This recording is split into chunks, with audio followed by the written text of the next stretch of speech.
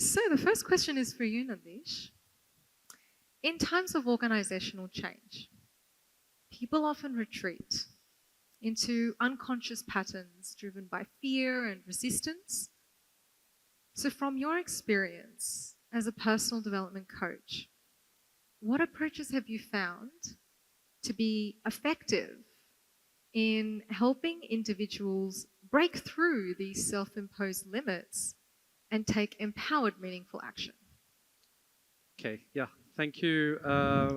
Firstly, thanks for having us here. And I know when I came here early on, there were lots of people. So it's good to see all of you still here listening to us. I'm not too sure it's to listen to us or for the networking event after that. So thanks anyway. Coming to your question, unconscious habits. It's interesting that you asked this question because prior to me coming here today, I was actually reading an article, and it said that 70%, and this article was published by McKinsey, and it said that 70% of all change events that happen never really take off because of fear that it will not work. And these fear-based beliefs come because of their biased way of looking at the whole project, that this is not going to work, I'm not good enough. And I know this was mentioned by our distinguished panelists early on. I would just like to take it from the perspective that I come from. I come from a personal development coach background, yes, but in the textile industry. And I have spent the last, I would say, 8 years in the industry. And this is what I discovered. I would like to specifically go to a country which all of you know as Madagascar. And we have a very big operation there. At 4 in the morning, a mother wakes up. She has to cook for her children and make an hour-and-a-half journey to reach the factory, of which I witnessed she fainted because she was tired. She was exhausted. And she has to work in a factory to produce some of the world's best brands that get shipped all over the world. And I must tell you that when I experienced it, although I'm sitting here and I'm sharing with you how we overcome these practices, I would like to say that it's a big gratitude, and he's actually here today. He's my GM of the group. It was his brainchild.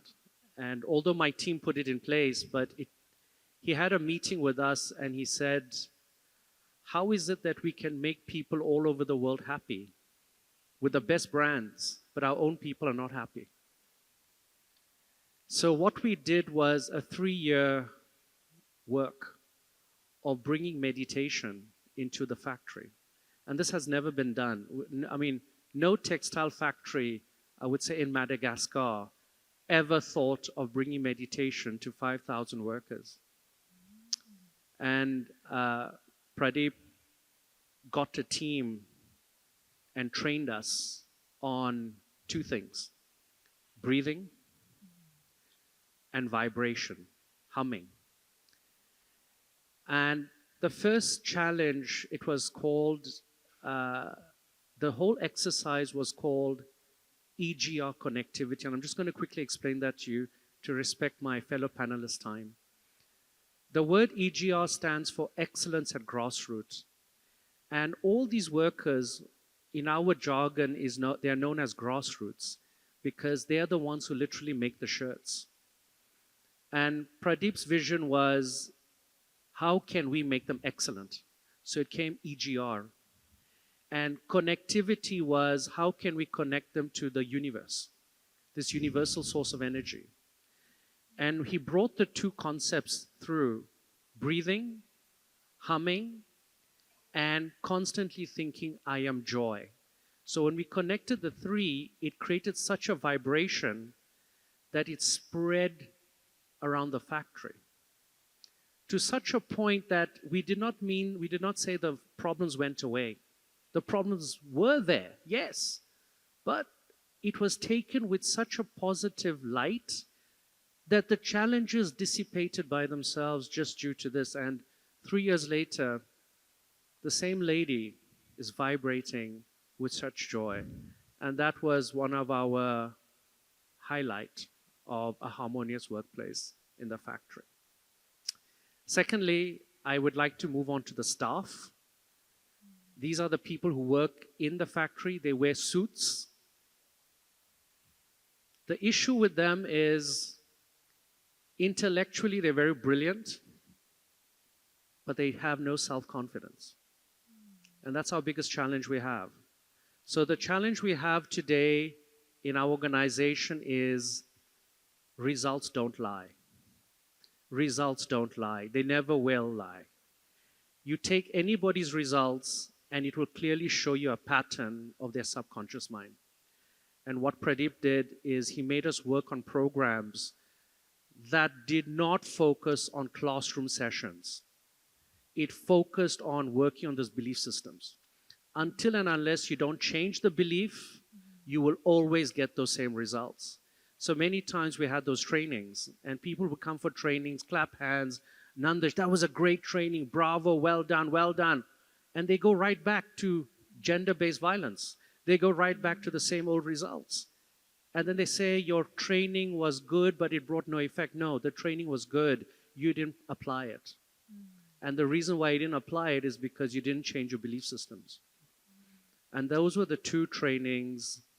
So just to share with Priya that as terms of best practices, what we did as a harmonious workplace, we focused on the first thing called EGR, excellence at grassroots, making all our factory workers happy, happy workforce, happy production, happy factory. Number two, we worked on our staff, where we said, change your beliefs, only then the results will change. So with that, I would like to say thank you for listening to me, and I hand it over. Thank you, Nandish. No, that's really powerful, very potent what you've just shared here. Definitely. I guess I have a bit of a follow-up question for you.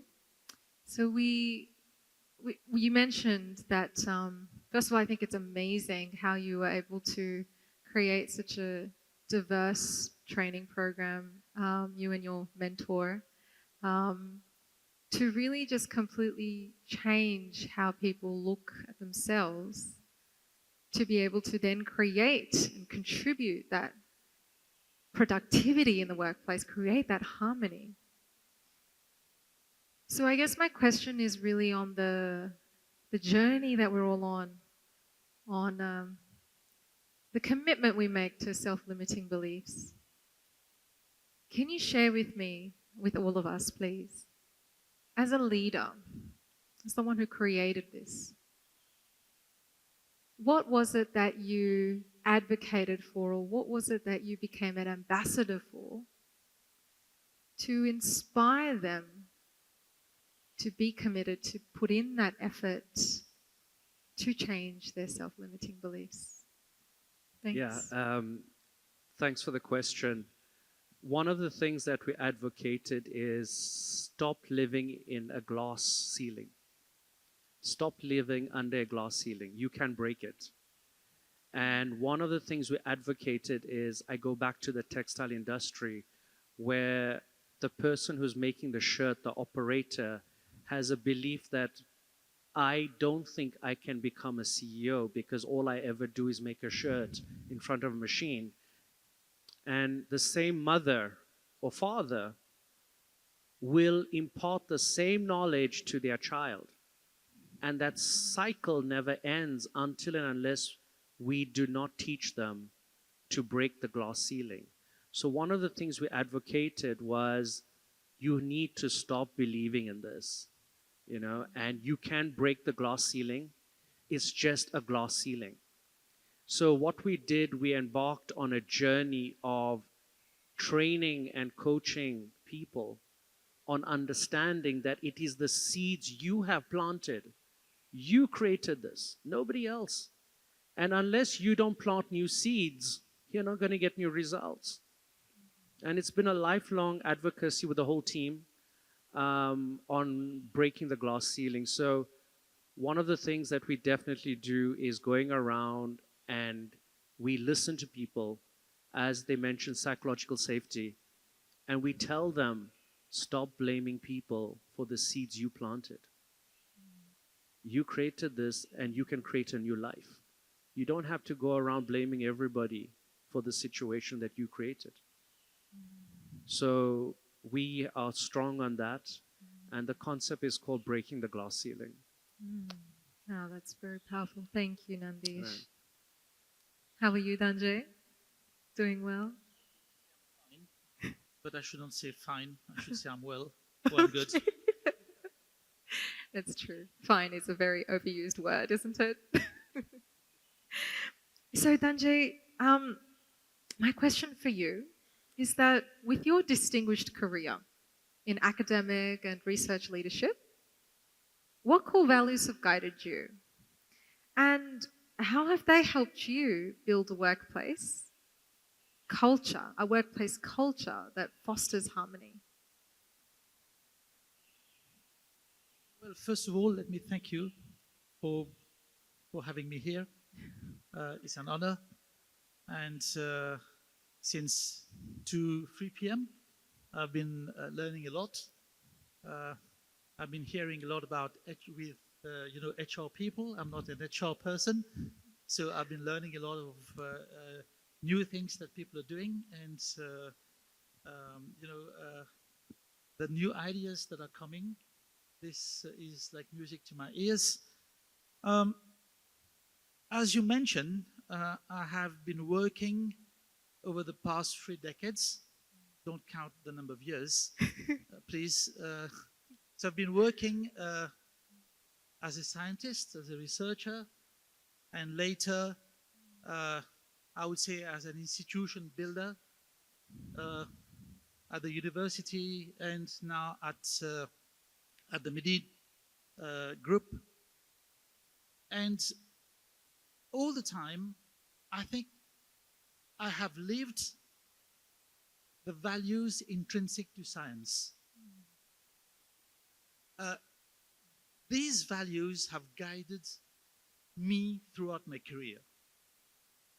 And when I stepped into the world of leadership, I realized that all those values that I have embraced are exactly what we're talking in terms of leadership.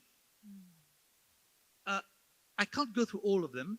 I've listed a number of them, but I just would like to talk about a few of those values and relate them to leadership. That is hard won. It's not, I'm not a management person, so I've not read in books, but I've just leave them.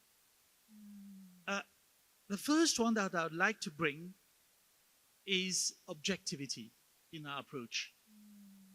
When we talk of objectivity, and I'll show you how I relate that to science, to leadership, we say objectivity, and if I ask all of you here, what do you think being objective, I'm sure you will say, is the truth. And many of you will say, well, science is about truth. Well, I'll say science is about the search for truth. It's not the truth, right? It's the search for truth. So when you are in truth, you're true to yourself, isn't it? First of all, you're true to yourself means that you champion integrity, you champion honesty, and you have to be true to others. You can't just be true to yourself, right? What is being true to others? You're transparent, right? You also speak a language with others, not to demean anyone, but to help them grow. So that's truth. And when I heard someone think you were speaking of truth earlier, And this is how I relate truth, to my workplace. And when I speak to my team, I'm not afraid of saying that this is something which is not running well. But saying that something is not running well is not enough. You have to coach your team. You have to bring something to them to help them, to help them grow, to help them progress. It's not just giving orders. So be with your team. Speak the truth. And this is what I haven't learned or read from books. Well, I got nothing to do against books. But I think that we need also to bring this dimension of living things and walking the talk. I see in my company all sorts of new policies, recipes, I would say, brought by the HR people, and got to do this, got to do that. These are kind of recipes. And I'm always asking myself, are those working? I'm not saying that we should not have them. We should have them. But we should also complement them, with our intrinsic values. This is how it works. And I'm saying every day that when we instill, or when we speak the truth, we instill trust in people, we instill confidence, and it works better. The team feels better, they feel more kind of comfortable, and this is important. A second value which I have always lived is that of curiosity. If you're a scientist and you're not asking yourself any question, it defeats the purpose. Then you're not living, what you have to live as a scientist. So when you talk of curiosity, I feel that empowering your staff to reflect, to question, and to own things is extremely important. When they see that, this comes from them, it brings that shared vision that we need. So, and I see that every day. You say to people, if you're having some difficulty, why do you not try this way? Or you ask them a question, have you done this? Have you tried this? No, we haven't. Try it. Go and read about it. And when they do it, then they own it. It's very important. We always say in the corporate world, there should be that shared vision. Otherwise, it doesn't work, right? So this is how we bring that shared vision to the place. And at the same time that we bring that, it also brings respect. Because people know that you won't steal the ideas. That's their own. They have worked on it, and they have the merit for it. So I think this is how I encourage my team all the time, and I see the results. I think without any boasting, I think my team has got the lowest attrition rates at Medin, and I feel very proud of it. So there's a third thing that I would like to bring, because I think that in any company or anywhere in the world, we need to look towards innovation. Yes. I've talked of that shared vision, but the shared vision is not enough if we do not have the purpose. At Unicity International Education Hub, we partner with universities, and we bring universities to the place. And people say to us, well, that's great, you're bringing universities and so on, but we don't just bring universities because we want to make money out of it. We bring universities because we want to train people out there in Africa. We are developing nursing, we are developing medical training. That's to empower people, not only locally, but also on the African continent, but why not also towards South Asia or Indian subcontinents? So this is building capacity. And we're right into purpose, innovation driven by purpose. That's very important. When people see that there is something out there, and we see that with the younger generation, they just don't want to work because, they have to come to work and do something. Purpose is missing. Purpose is very important. So once you get them to the bigger picture and do not hide the big picture from them, we're working with universities because we want to train people. And training people is something highly valuable. So people understand. And they're not old people in my group, they're very young people. And they do understand that, and that's, I can see that as being very important. Well, I've talked of 3 things. I could have talked of many more. No, thank you. Thank you, But I stop there. Yeah. If you have any other question, I'm Thank happy you. to. I feel like our minds are in sync because I had follow-up questions, but you answered them all. So Oh my God. I think that's pretty great. Thank you. Thank you. So Yogendra, hello. How are you? Fine, thank you. Maybe if the mic is not working, you can swap with another person. Hello. Yep, great. Okay. Yeah, thank you. So Yogendra, in your experience leading people strategies across diverse cultures and industries, what unique practices have you found most effective in cultivating a workplace where harmony drives both the innovation and the performance? Thank you. Thank you, Priya. First of all, I'd like to thank Abhyas and Priya for inviting me here. Very, very helpful insight that have been shared, and I just hope that my sharing will prove helpful to you all. I've been used to working probably 6 or 7 years in one organization, and then I moved to the other one. Right, my maximum years has always been 8. Right. And it's been very interesting because that has allowed me to be exposed to different industries and different type of organizations. But one thing that I always came across when I joined the organization, the new organization, it's like the Messi has come, right? Because people just come and see you and take out from their stomachs so many pain, so much of knots. Right? That has been, across that experience in the organization. And that they feel, okay, now that there is a new guy coming, probably he's going to listen to me. Probably he's going to solve my problem.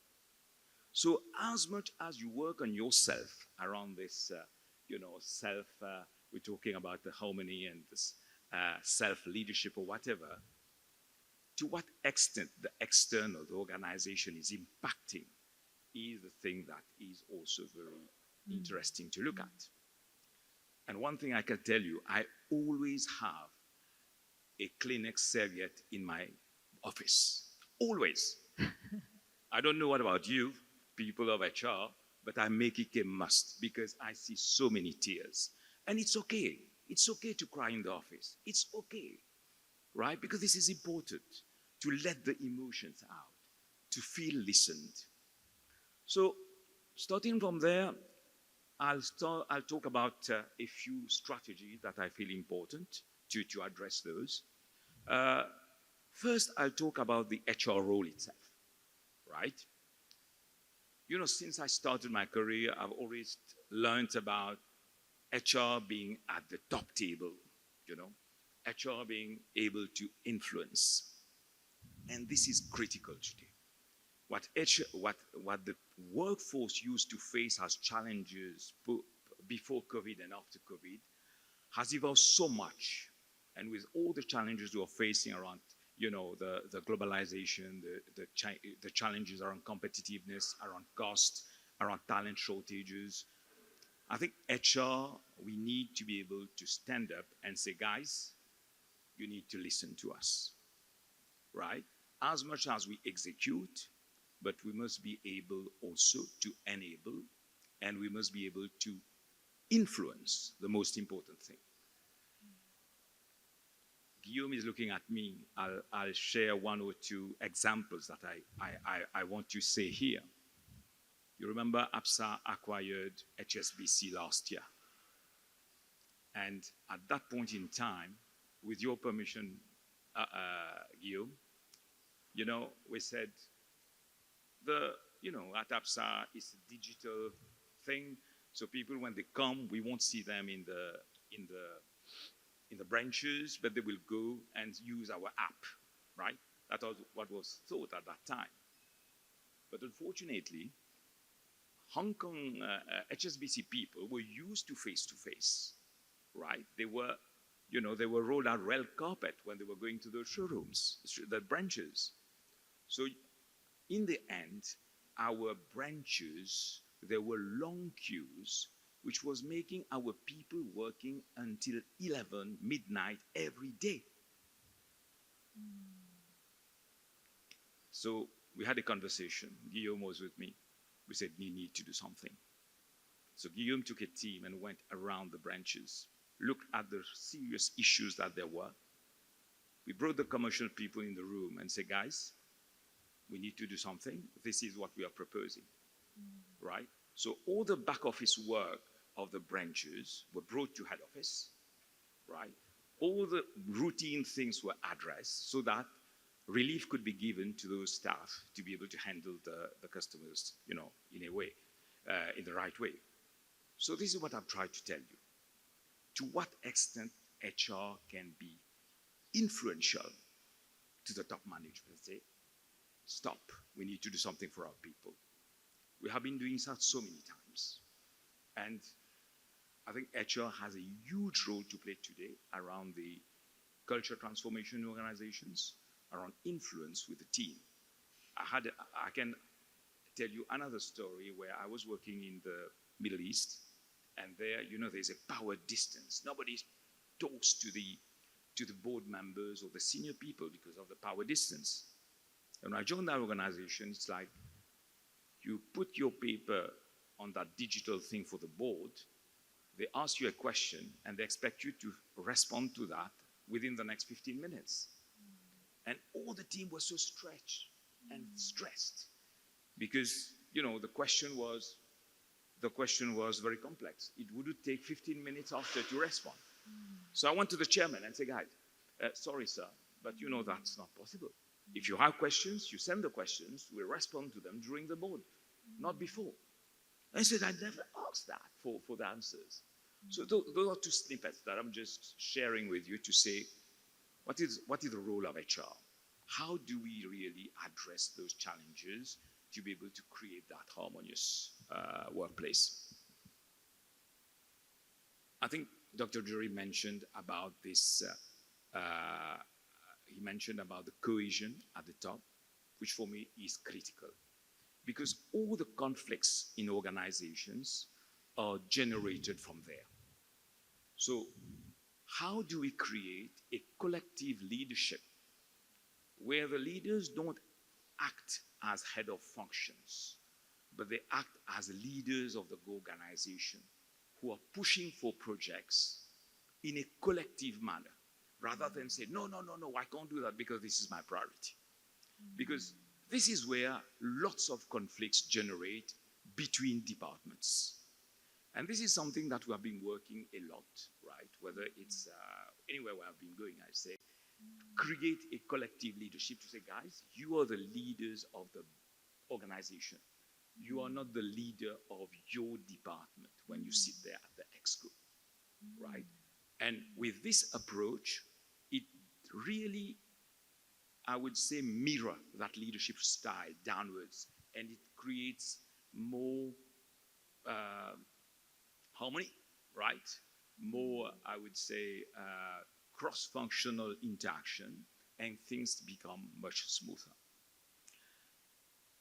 The third thing would be how you work on a accountability framework. An accountability framework for an organization where everybody knows on what they are measured. Because at the end of the day, We can talk about purpose, we can talk about mission, but everybody works for an organization and contribute and expect a decent salary, a decent revision, or a decent bonus, right? Which reflects that effort. So getting that alignment from the top, from an accountability framework, say, hey, what is this balanced scorecard on which you are going to be measured?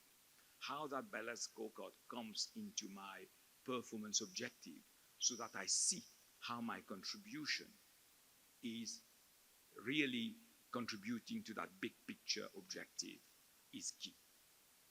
And while doing that, the leaders, when I say the leaders, it's not only the big leaders, but also the line managers, should be measured on the what, but also on the how.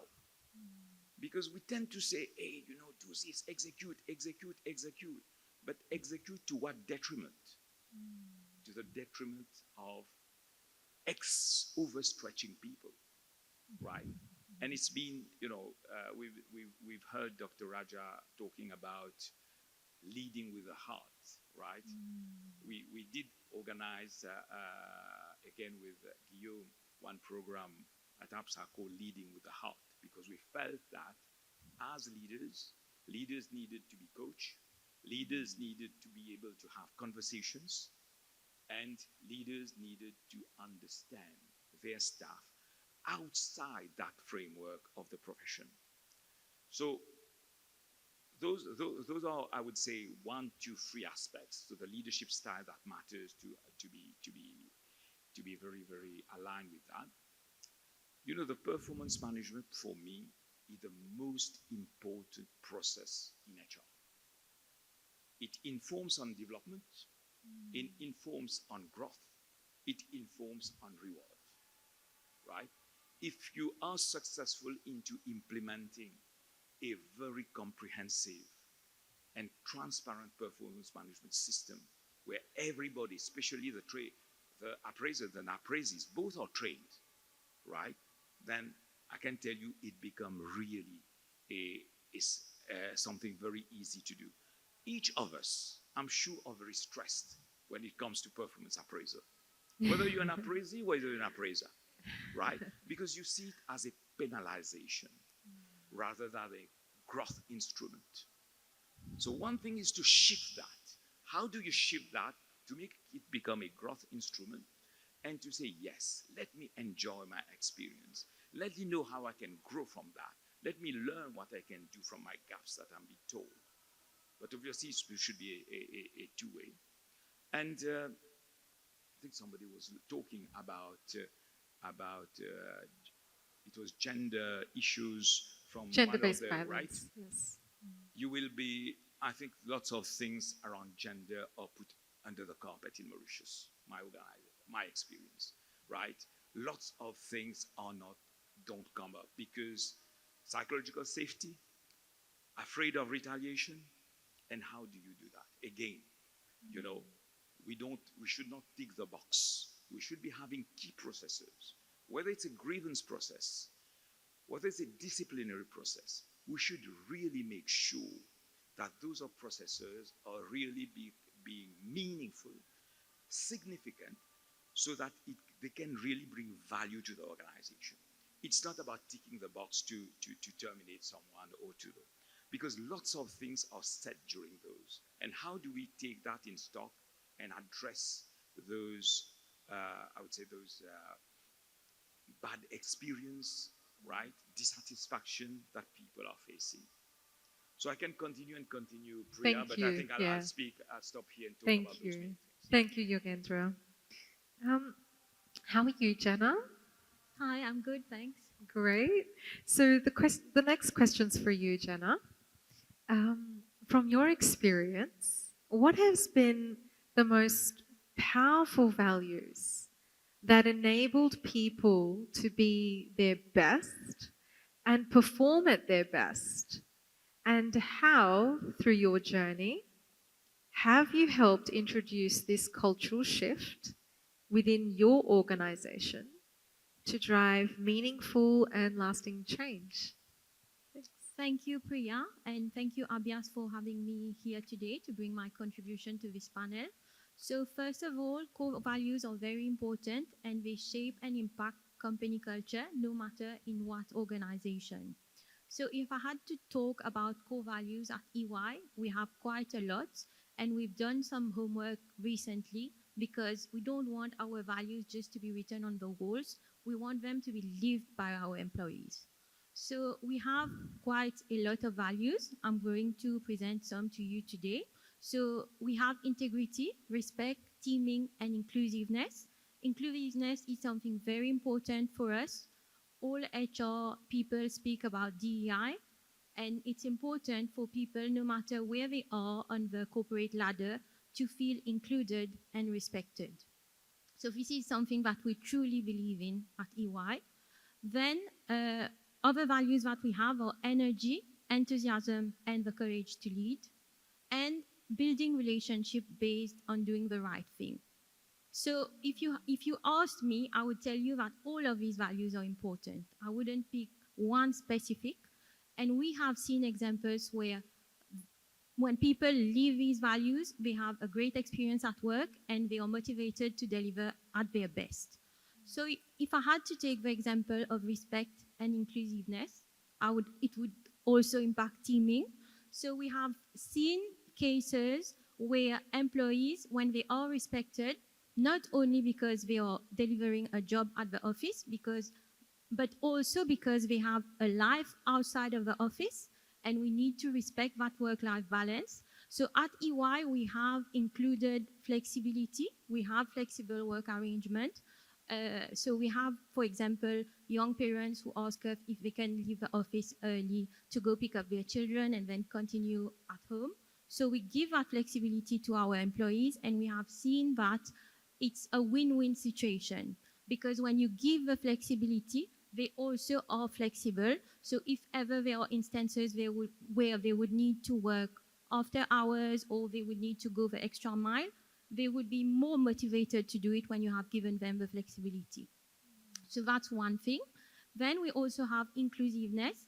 So for us at EY, we include everyone, irrespective of age, gender, social background, sexual orientation. So we are very inclusive, and we have seen that there are employees who left the firm, who went maybe in other sectors or even left the country, but we've also seen that some of them have returned to EY because they said that they enjoyed the culture here and they felt that they could be free to be themselves. So this is also something important when you come to work and you know you are respected, you are included, you are valued. It will definitely influence you to deliver at your best. Now, you also asked me how I bring in my contribution. So living the values and having a positive impact on the company culture is everyone's job. Like Yogan said, it's not just the leadership, it's not just HR's job, it's everyone's job. So at EY, we speak about transformational leadership. So it starts with better me, better us, and better working world. So we need to do work on ourselves. We need to know ourselves. And at EY, we've even done some meditation sessions where Abhyas is coming in the office to help the employees do the briefing and the meditation, because we do realize that it's a high pressure environment. There's lots of work, there are big workloads, and there are competing priorities every day. So as an HR person, I think that the first thing is choose your attitude. Because like Yogan said, you will come to the office and people will come to you with problems most of the time. They will say thank you as well, but they come to you with the problems first. So if you choose your attitude, it's a form of respect for yourself and for your team members and for the firm as a whole. So you need to start with yourself. And then we also need to embrace acceptance, because we spoke about harmony today, but harmony, in my opinion, is just like happiness. We can't live in harmony 100% of the time, just like we can't be happy 100% of the time. So just like with the weather, we have sunny days, we have cloudy days, we have rainy days, but at least we know that the sun will wake up in the morning again the next day. So we live with that hope, And we also give tools to the employees to be able to deal with stress, because there's quite a lot of stress nowadays. And then we encourage employees to have a work-life balance and to find a passion outside of work. That's also something very important, because they should not only be focused on work. We invest a lot in well-being. And we also have a program called EY Reapers program. So it's about bringing back to the community. So for example, we went to plant trees. So there are programs to improve the environment. And there are also programs for example, underprivileged children, underprivileged groups for whom we work. There's a dedicated time where we go and we give back to the community. So I could go on and on talking about this, but I hope I've answered part of the question. No, thank you. Thank you so much, Jenna.